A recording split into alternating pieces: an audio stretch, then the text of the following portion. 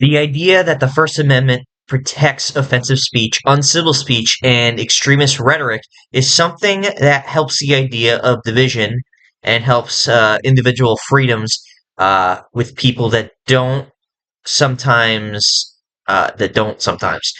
And these are perfect examples of the uncertain idea of what is right and wrong with specific ideas of speech.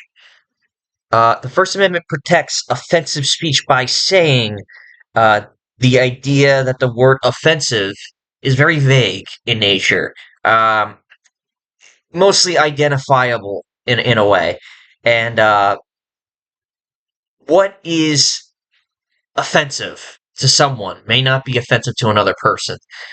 That is something that the First Amendment sort of argues for offensive speech and hate speech alike.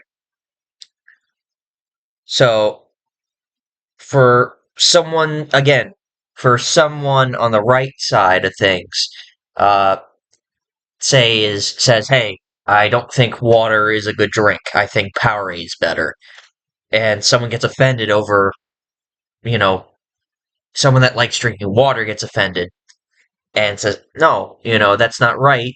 That's wrong. This person's doing a bad thing."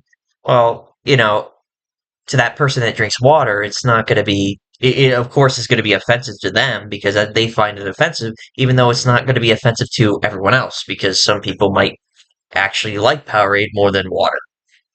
So there's again another side of uh, uncertainty when it comes to the argument of offensive speech. So the idea of uncivil speech is protected because of its essential for democratic discourse and individual uh, liberty. Often, uncivil speech has to do with the government and with their policies and actions. And lastly, going on the idea of um, extremist rhetoric.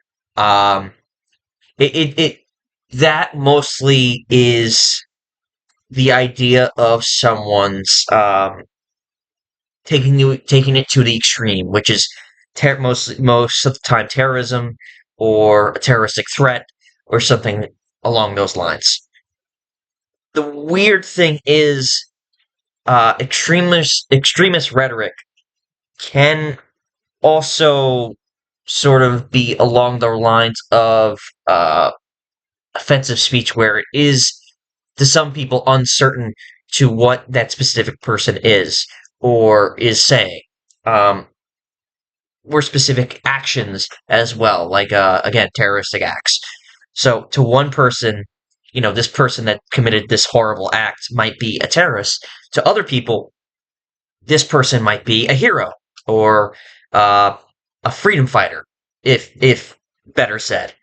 I think a perfect example for this would be Luigi Maggioni and his acts by killing um, a CEO not too long ago. There's a lot of divisive thoughts upon this individual named Luigi Maggioni.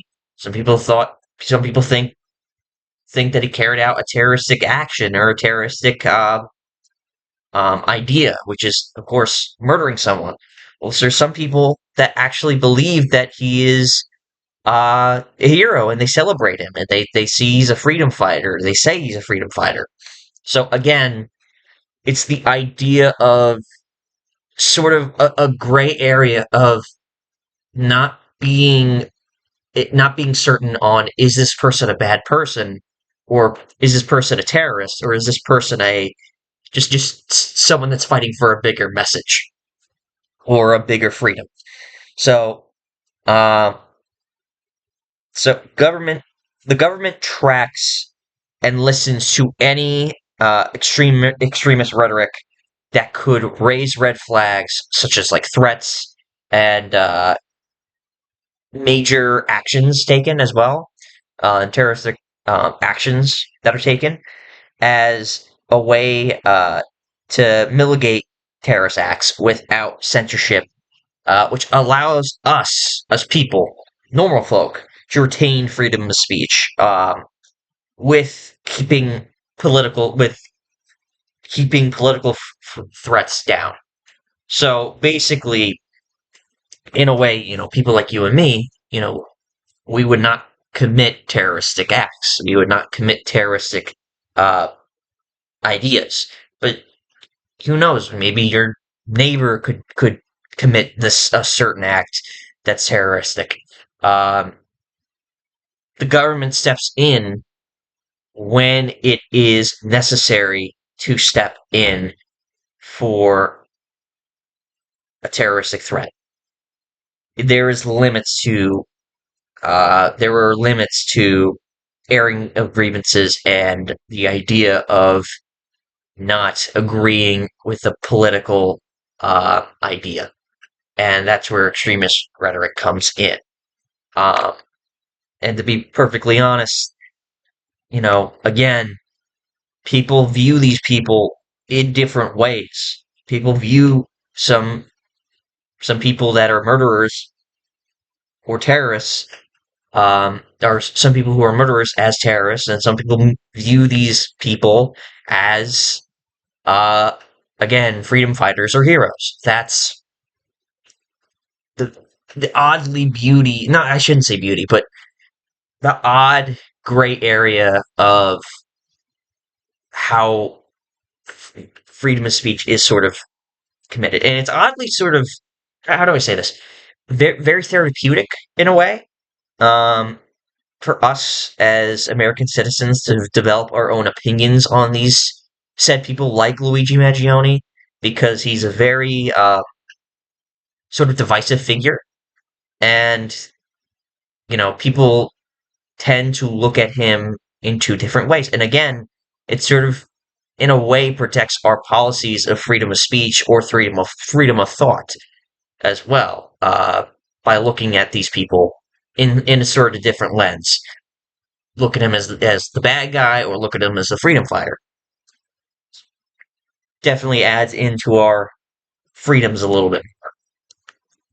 So, in conclusion, the government protects offensive speech, uncivil speech, and extremist rhetoric by giving back individual freedoms and the idea of diverse thinking, which, when offensive speech comes, when offensive speech comes, the government protects it.